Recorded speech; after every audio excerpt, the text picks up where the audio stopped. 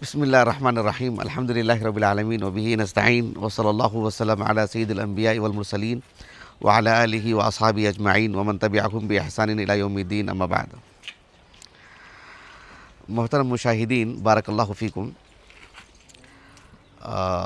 آج 14 رجب 1447 ہجری اور نصارہ کی جو تاریخ ہے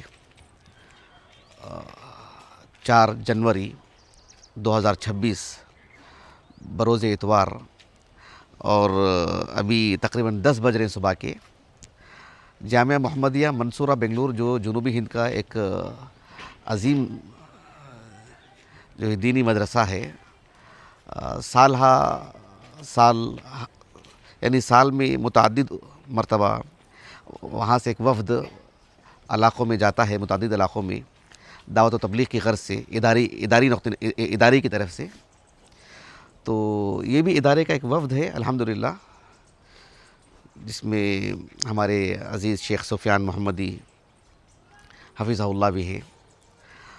تو ہم لوگ بنگلور سے تیماپور کے لیے نکلے ہیں، اور یہ یادگیر ہے.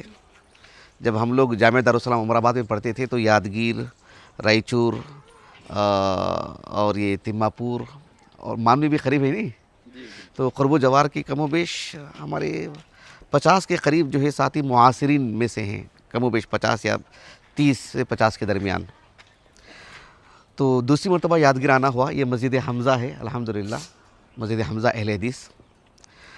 اور یہاں ہماری مسجد کے جو ذمہ داران میں سے ہیں، یعنی متعلقین میں سے، ہمارے صادق صاحب عمری کب کے فارغ ہیں؟ آپ جامعہ درس عمر کے 2014 کے فارغ ہیں.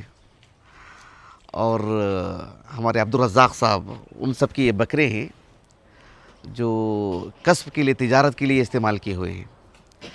جب میں ادھر آیا، یہ منظر دیکھا میں کہ یہاں پر بکریاں پال رہے ہیں فروخت کرنے کے لیے، اور ان کی تجارت ہے، ان کی معیشت ہے. اور یادگیر یہ جو علاقہ ہے، آپ گوگل میپ کے ذریعے سے دیکھ سکتے ہیں، یہ ملکی سطح پر قادیانیوں کا مرکز ہے. یہ یعنی ان کے مراکز میں سے ایک مرکز ہے، اور تقریباً 1 صدی سے قادیانی یہاں پر جو ہے ڈیرہ ڈالے ہوئے ہیں، اور سادہ لوگ مسلمانوں پر انہوں نے کام کیا ہے، نصر اللہ علیہ وسلم. اور پھر اللہ تعالیٰ کی طرف سے، اللہ کے فضل و کرم سے اہل اسلام نے اچھی مزاحمت کی الحمدللہ. خاص طور پر جماعت اہل حدیث سے جڑے ہوئے جو علماء ہیں، ذمہ داران ہیں، بڑی حساسیت کے ساتھ کام کیا الحمدللہ. مجھے ایک بات یہ بتانی ہے ان بکریوں کو سامنے رکھ کر کے. پہلی بات تو یہ ہے کہ یہ ایک اچھی معیشت ہے جو ہمارے عبدالرزاق صاحب کی بکریاں ہیں. اس کا بہرحال اہتمام اگر کوئی کر سکتا ہے تو کر لے، اس لیے کہ اللہ کے رسول صلی اللہ علیہ وسلم کی ایک حدیث ہے صحیح بخاری کی کتاب بدل الخلق میں، السکینہ فی اہل الغنم. اللہ کے رسول نے کہا صلی اللہ علیہ وسلم.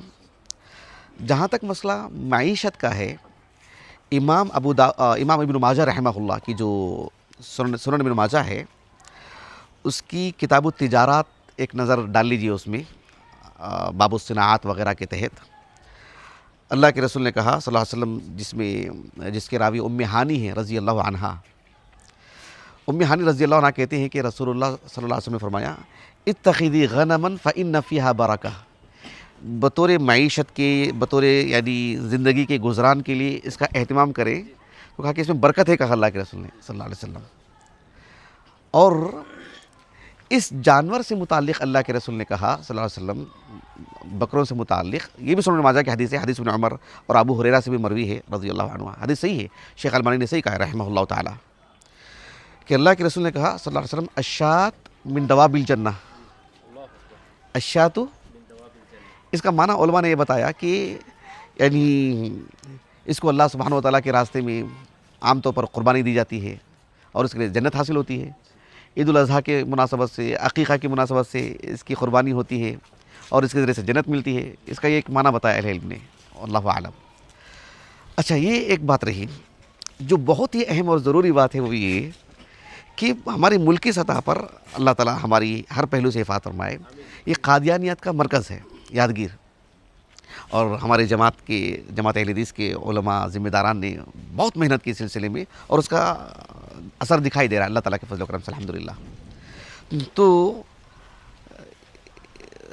ہر نبی نے بکریاں چرائی ہیں، جو کام کی بات ہے۔ صحیح بخاری میں ایک کتاب ہے کتاب الاجارہ۔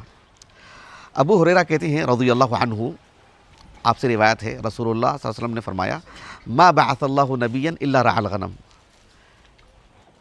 اللہ سبحانہ و تعالیٰ نے ہر نبی کی زندگی میں ایسا معاملہ رکھا ہے کہ ہر نبی نے بکریاں چرائی ہیں، ہر نبی نے، کوئی نبی اس سے مستثنا نہیں رہے ہیں۔ اسلوب ہی بتا رہا ہے، ما بعث اللہ نبیا الا رعى الغنم، ہر نبی نے بکریاں چرائی ہیں۔ بات واضح ہو گئی۔ صحابہ نے، اور ابو ہریرہ ہیں رضی اللہ عنہ، وہ تو آپ صلی اللہ علیہ وسلم سے خیبر کے وقت میں ملاقات کی، تو وہ صحابہ جو آپ صلی اللہ علیہ وسلم کو مکے میں نہیں دیکھے، مکے میں ابتدائی طور پر آپ سے واقف نہیں ہو پائے، صحابہ نے سوال کیا کہ وہ انت یا رسول اللہ، یہ مانا اس کا، اے اللہ کے رسول آپ نے بھی بکریاں چرائی ہیں؟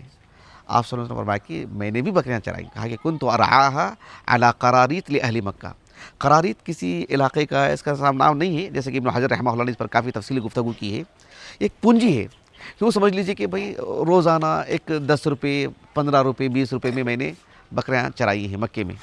حد تک بات واضح ہو گئی؟ یعنی گویا کہ ہر نبی نے۔ اب یہ جو یادگیر ہے یہ قادیانیت کا مرکز ہے، اس تناظر میں آپ کو بتا رہا ہوں، اس تناظر میں یہ جو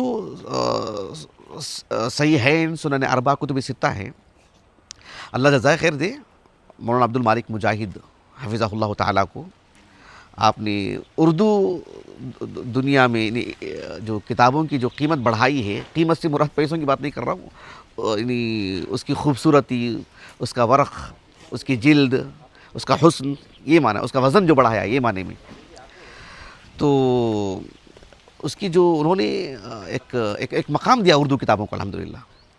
تو مولانا عبد المالک مجاہد حفظہ اللہ تعالیٰ کا جو مکتبہ دارالسلام، اس کے تحت جو سنن اربع پر جو کام ہوا ہے، صحیح بخاری پر، صحیح مسلم پر، سنن ابن ماجہ، ابھی جس کی بات چل رہی تھی، مولانا عطاء اللہ ساجد جن کا 1 سال پہلے غالباً انتقال ہوا رحمہ اللہ تعالیٰ، گجران والا کے، ان کی تصویر بھی نشر ہوئی تھی، تبھی دیکھا تھا میں آپ کو، اور